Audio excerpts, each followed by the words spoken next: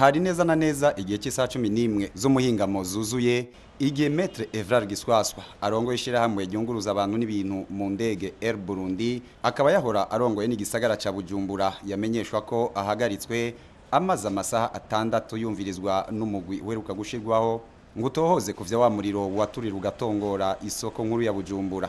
Yagirizwa ivyaha bitatu kuba ngo yaragize uruhara mu itunganywa rimwe igipfungu y'isoko nkuru ya Bujumbura, kuba ngo yaratoye inyungu zitarekuwe n'amategeko, ubwanyuma nakaba yagirizwa kuba yaratoje amafaranga y'umurengera adategekanijwe n'amategeko, ico bita concussion mu gifaransa.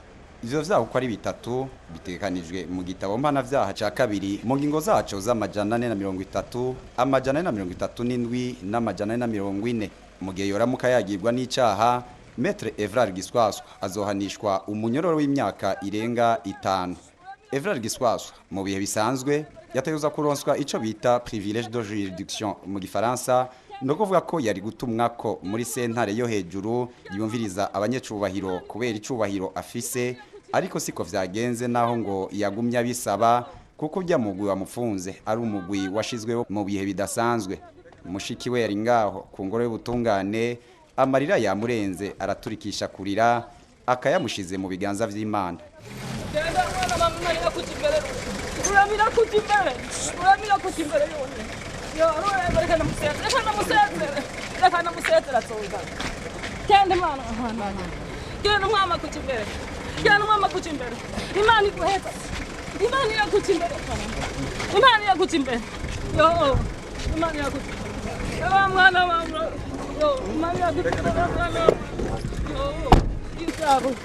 Yo, uragira buri bwabo gasa.